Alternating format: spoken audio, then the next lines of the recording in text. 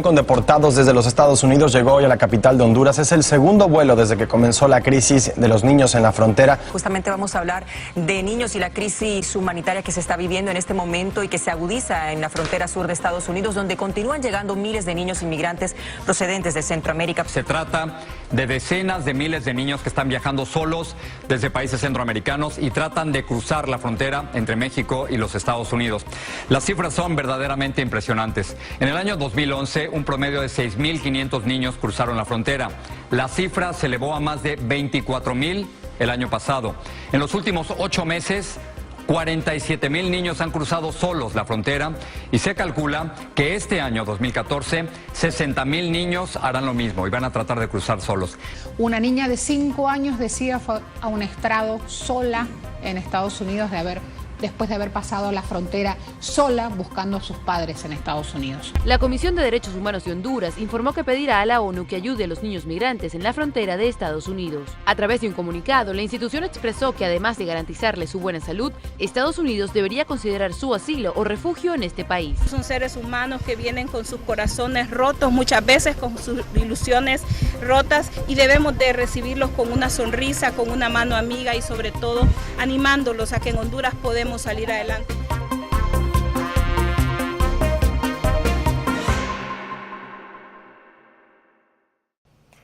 Buenas tardes y bienvenidos a la Mesa Redonda Global organizada por la Global Foundation for Democracy and Development.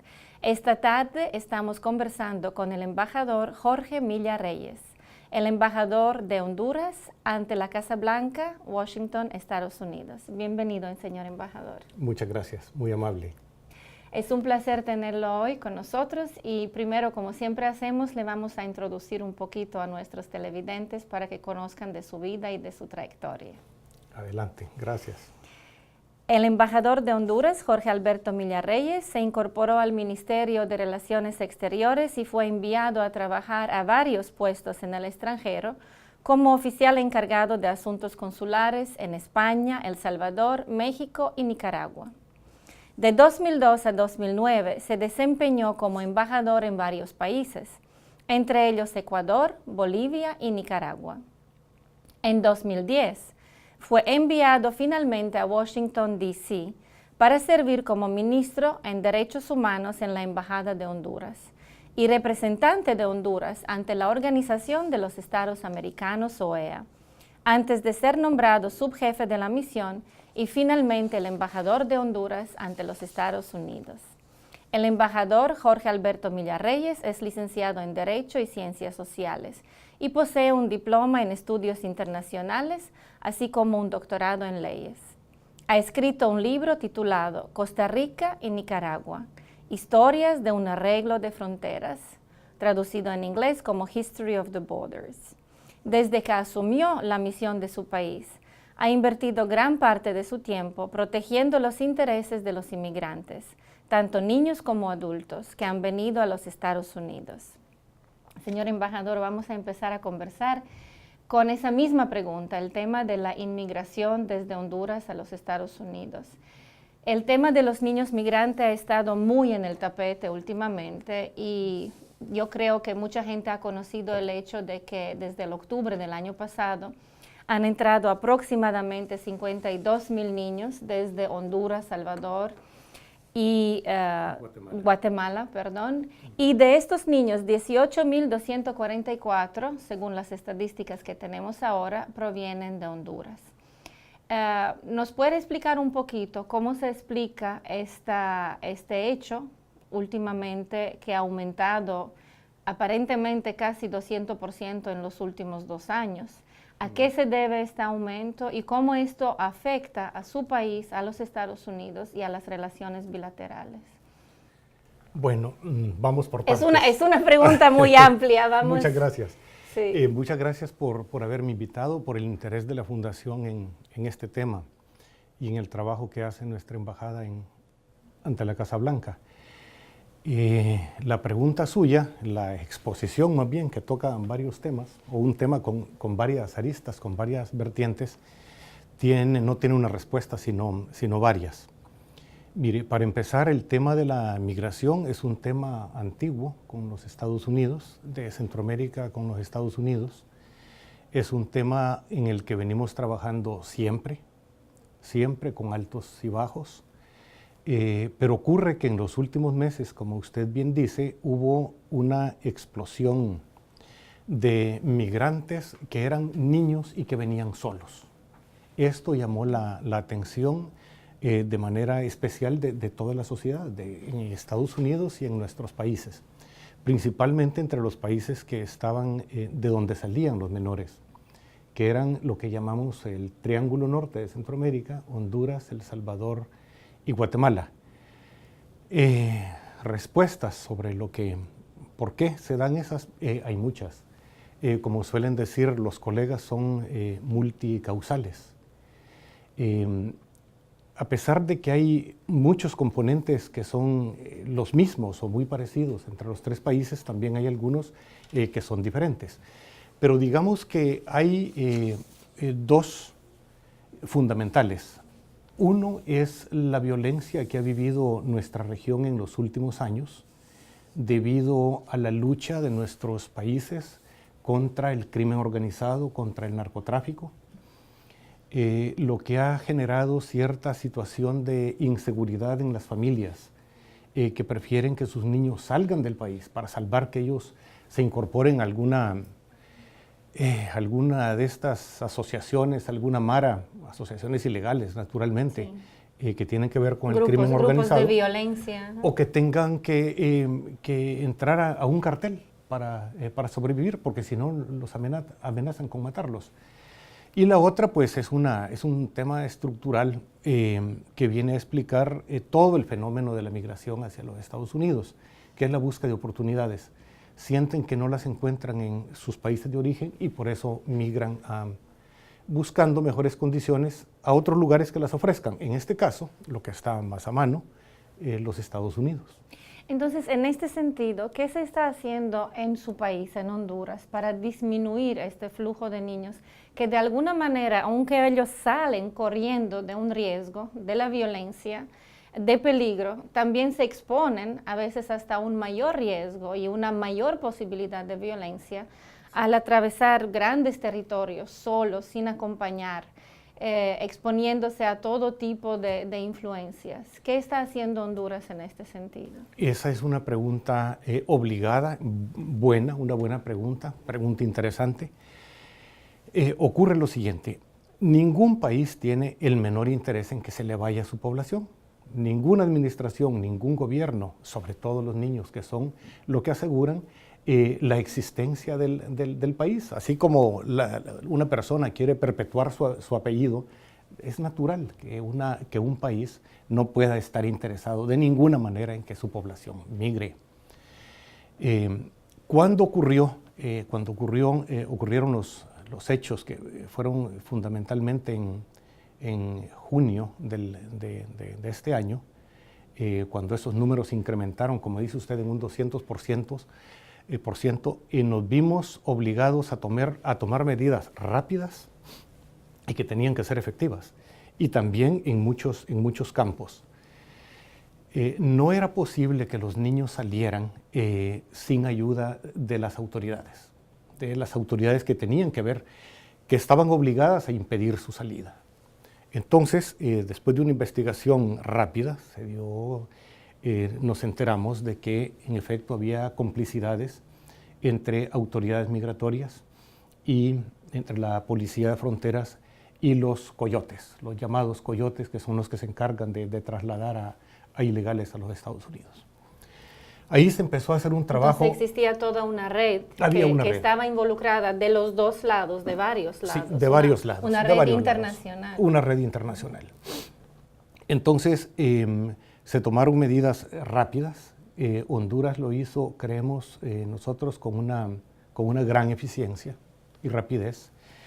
Se disolvió prácticamente la Dirección Nacional de Migración y se transformó en un instituto migratorio. Se suspendió prácticamente la Policía de Fronteras y se envió a cuerpos especializados a la frontera para impedir la salida ilegal de los menores y para capturar a los delincuentes que lo estaban trasladando. Eso fue sumamente efectivo, al grado tal que se eliminó la salida ilegal de los menores. Si usted ve cifras de las autoridades de los Estados Unidos, va a descubrir que en los últimos meses han ingresado menos menores que en los años anteriores por las mismas fechas. O sea, el trabajo fue efectivo. Entonces, aunque nosotros en las noticias nos hemos enterado recientemente del tema, lo que usted me dice que realmente esto ha ido en disminución gracias a una labor que ya lleva cierto tiempo implementándose en Honduras. Sí. El tema que usted menciona, que es el tema de básicamente reestructurar las instituciones de Estado para que sean más eficientes, es sumamente importante y obviamente se ve que fue muy eficiente. Sí. Por otro lado, que era también el reto de todo lo que es el desarrollo socioeconómico del país, que es un reto mucho mayor. ¿Qué se puede hacer en este sentido?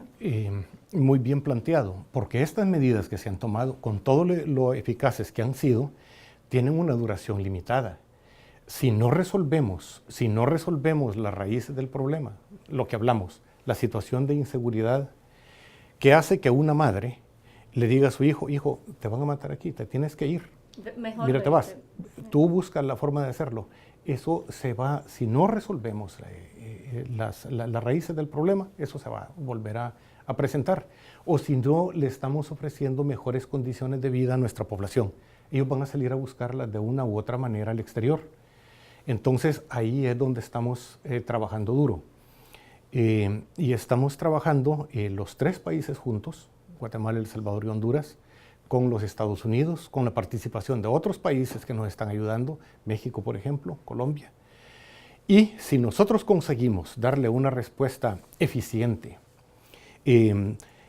institucional, creando oportunidades, eliminando esos focos de inseguridad que hay en nuestros países, creemos que vamos a resolver de una manera duradera el problema. Entonces, precisamente en este sentido, recientemente se ha lanzado la Alianza para la Prosperidad del Triángulo Norte. Precisamente una acción entre los tres países y los Estados Unidos. Y como nos hemos enterado, dentro de sus parámetros, dentro de sus programas, sus intenciones, está dinamizar el sector productivo, desarrollar oportunidades para el capital humano, mejorar la seguridad ciudadana y el acceso a la justicia y fortalecer las instituciones. Sí. Esto se lanzó precisamente el 14 de noviembre, creo, aquí en Washington. Usted seguramente estuvo presente junto con su presidente. Sí. Entendemos que esto es una gran oportunidad y ofrece mucha esperanza para su país, igualmente que a Salvador y Guatemala. ¿Qué nos dice de esto? Sí. Desde que se presentó el problema en los niveles de los niños migrantes, en los niveles que usted mencionaba, nos sentamos a ver cómo se iba a resolver el tema. Entendimos que era un problema regional, que no lo podía resolver un solo país, disculpe, una sola de las partes, que tenía que resolverse respetando la legislación interna de todos los países involucrados, pero también el derecho internacional, que necesitaba respuestas acordadas por todos así, de manera regional. El lanzamiento del programa no fue la primera vez que los presidentes vinieron aquí. Habían venido antes en el mes de julio. En el mes de julio se habían reunido con el vicepresidente Biden, con el presidente Obama. Ahí hablaron de la necesidad de crear un proyecto, un plan de desarrollo que tuviera que ver con esos 4 temas que nosotros llamamos ahora pilares que usted menciona para resolver la situación de los migrantes de una manera permanente. Empezamos a trabajar y mire lo curioso que es este plan. Por primera vez, 3 países están trabajando juntos, pero también con la ayuda de una institución internacional, el Banco Interamericano de Desarrollo, que ha prestado una labor valiosísima en la creación del plan. Esto lo hace diferente a cualquier otro plan que tenga que ver con el desarrollo de cierto país. Normalmente son hechos unilateralmente. Un país decide apoyar a otro para su desarrollo. Aquí estamos hablando, y ellos determinan en qué áreas van a ayudar, sí, naturalmente. Esto es el camino contrario, por decirlo de alguna manera. Los países que sienten cuáles son sus necesidades más apremiantes y lo que más necesitan son los que hacen su plan. Y el banco que tiene una gran experiencia y un gran prestigio, el banco regional, les ayuda a elaborarlo. Y eso es lo que ha ocurrido. Por eso este es un plan distinto a todos los demás y en el que tenemos cifradas esperanzas. Entonces es una nueva manera de un real partnership, lo que se dice aquí. Sí, creemos que es un plan con un enfoque absolutamente responsable y profesional que le puede dar garantías de éxito a toda la comunidad internacional. En el mismo acto, cuando se anunció la Alianza para la Prosperidad del Triángulo Norte, se anuncia también, el vicepresidente Biden anuncia que se está preparando la posibilidad de que los jóvenes por debajo de 20 años de edad, cuyos padres son residentes legales en los Estados Unidos, podrán venir a los Estados Unidos como refugiados. Entonces, como una medida para evitar de que se suman a lo que son los niños migrantes, los jóvenes por debajo de 21 años tendrán la oportunidad de pedir el estatus de refugiado.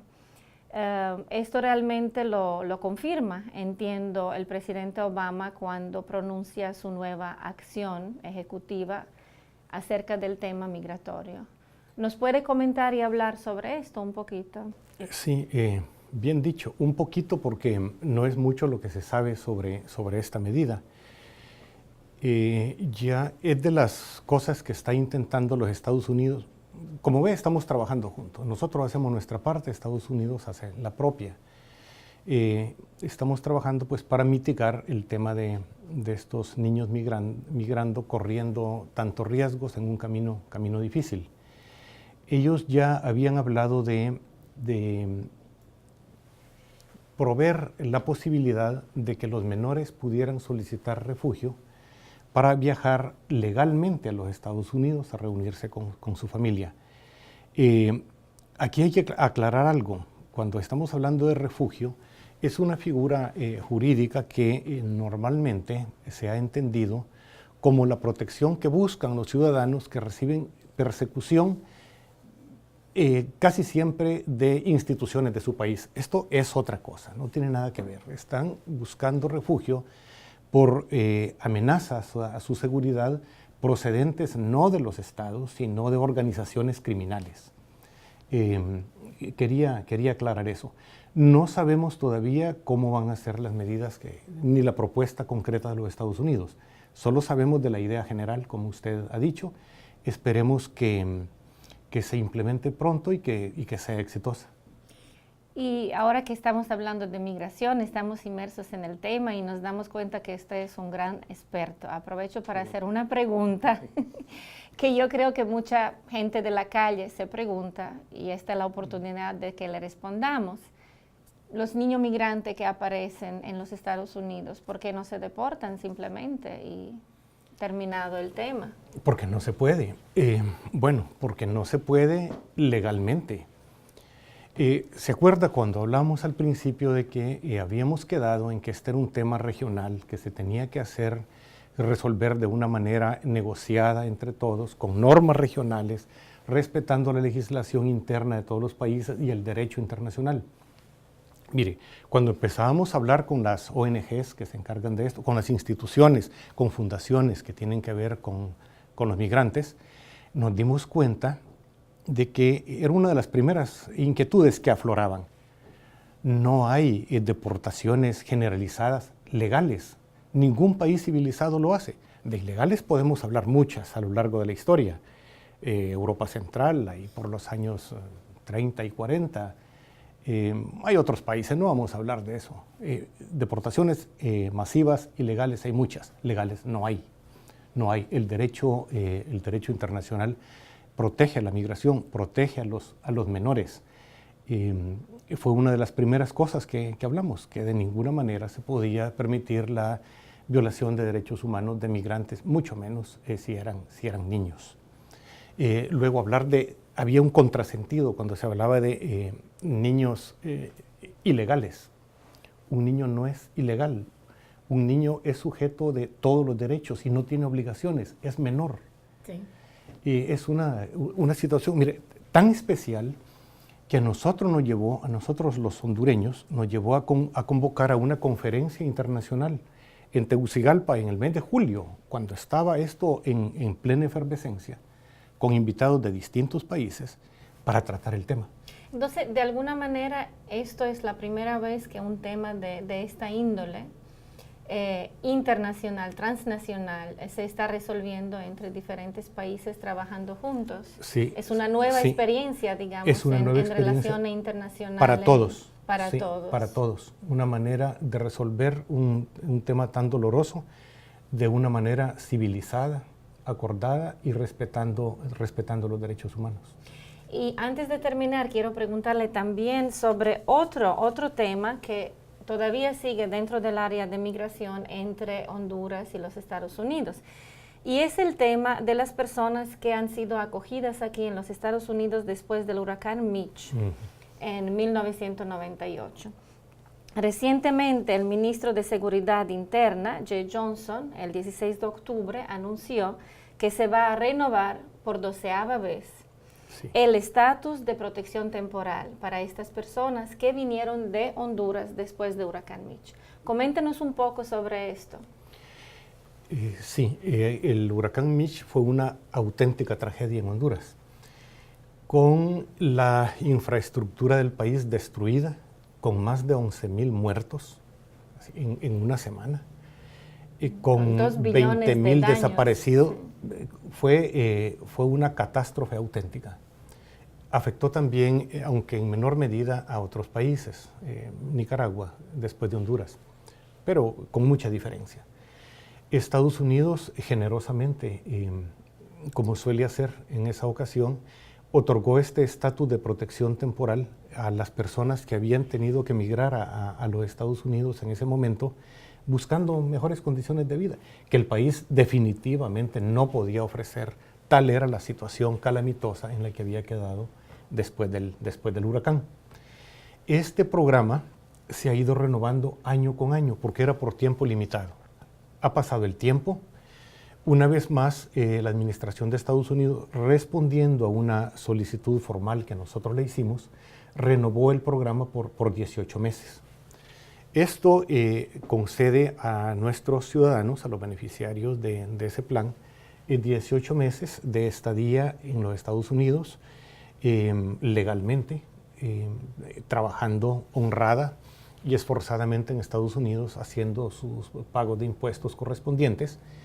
Y note usted que son gente que ya tiene, es la 12ª renovación, que ha pasado el tiempo y ya merecerían estar en una condición distinta, con una residencia fija, porque han demostrado lo que les digo, que trabajan aquí legalmente y que pagan sus impuestos. Sus impuestos y contribuyen a la economía americana, sí, desde luego. Así es. Pues muchísimas gracias, embajador Millarreyes. Ha sido un gran placer conversar con usted hoy. Muchos éxitos en su gran e importante trabajo. Gracias a ustedes también. Muy agradecido. Gracias. Muchas gracias por estar con nosotros. Hoy hemos conversado con el embajador Jorge Millarreyes, embajador de Honduras en los Estados Unidos.